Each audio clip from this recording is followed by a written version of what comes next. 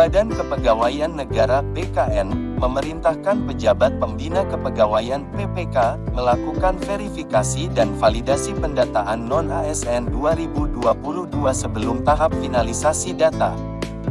Pendataan non-ASN BKN sebelumnya telah diumumkan hasil rekapitulasi pada tahap prafinalisasi dengan mencatat sekitar 152.803 data non-aparatur sipil negara (ASN) sesuai syarat.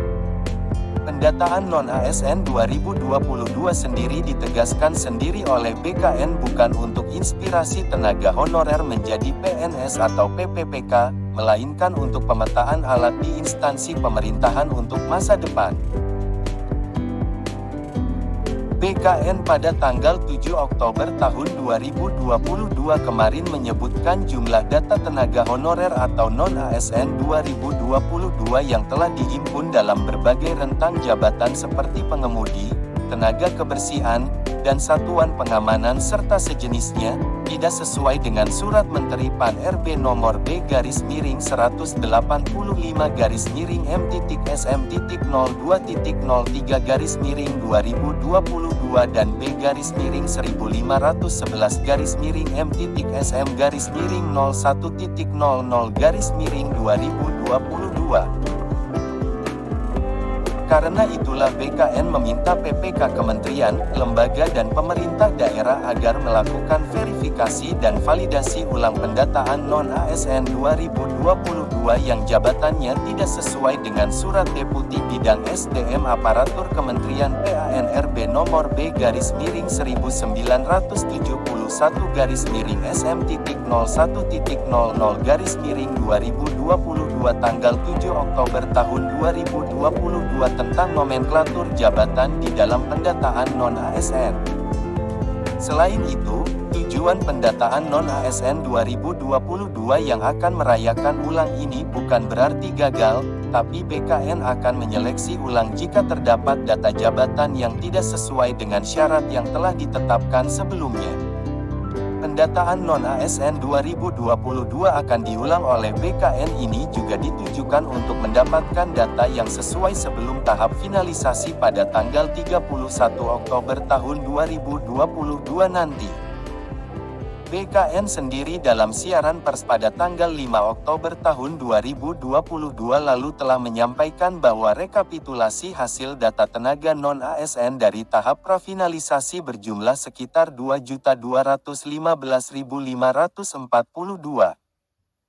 Dilansir Ayo Bandung dari laman resmi bkn.go.id, data prafinalisasi ini mencakup 335.639 daftar tenaga non-ASN di lingkup instansi pusat serta 1.879.903 di lingkupan instansi daerah.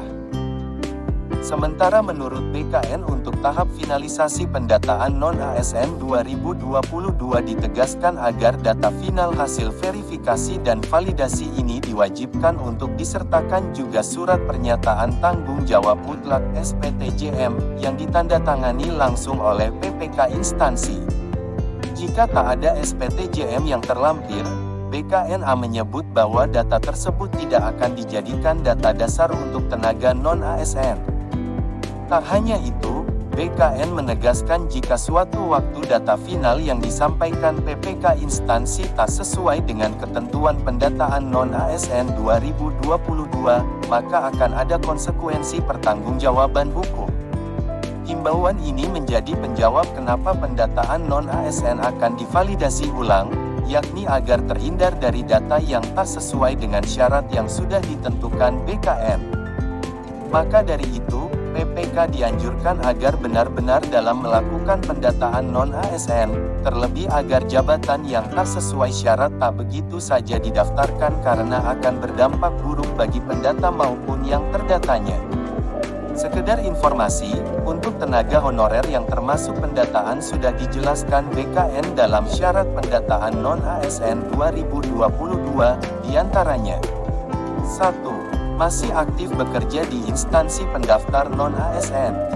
2. Mendapatkan honorarium dengan mekanisme pembayaran langsung yang berasal dari APBN untuk instansi pusat, dan APDB untuk instansi daerah. 3. dan bukan melalui mekanisme pengadaan barang dan jasa, baik individu maupun pihak ketiga. 4. Diangkat paling rendah oleh pimpinan unit kerja. 5. Telah bekerja paling singkat 1 tahun pada tanggal 31 Desember tahun 2021. 6. Berusia paling rendah 20 tahun dan paling tinggi 56 tahun pada tanggal 31 Desember tahun 2021. Pendataan non-ASN 2022 ini dilakukan oleh admin atau PPK dengan mengakses laman resmi https pendataan non-asn.bkn.go.id.